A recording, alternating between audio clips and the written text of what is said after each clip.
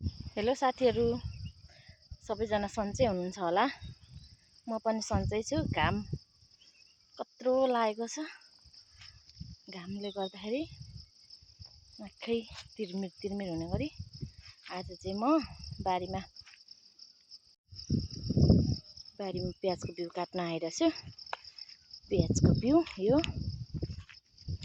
बिउ आफै पकाएको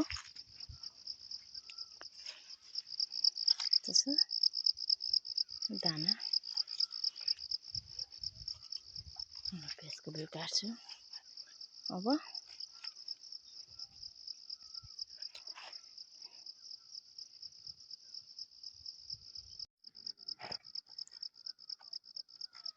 चाहिँ म प्याजको बिउ काट्छु। साथीहरू हेर्नु यस्तो छ, सबै झरिहालेको छ। केही पाकेकै छैन।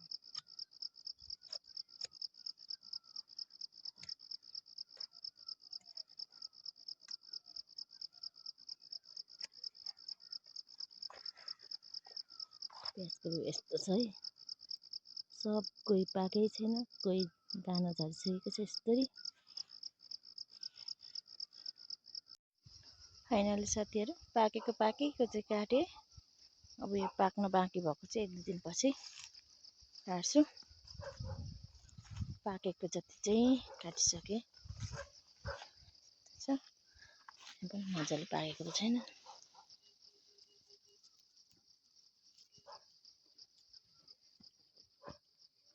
त्यसो फुटेर झरिहालेको छ। कोही चाहिँ यति काटेँ, यति चाहिँ लान्छु। अरू चाहिँ अब पाकेपछि मात्रै, यो बाँकी रहेको चाहिँ पाकेपछि मात्रै काट्ने हो। अब 1-2 दिनपछि यो पनि पाक्छ। आजको मौसम चाहिँ यस्तो घाम लागेर मानाटे घामले त्यहाँ पुग्नु भएको छ। घाम चाहिँ कोदो लाग्नु भएको नि यो घाम।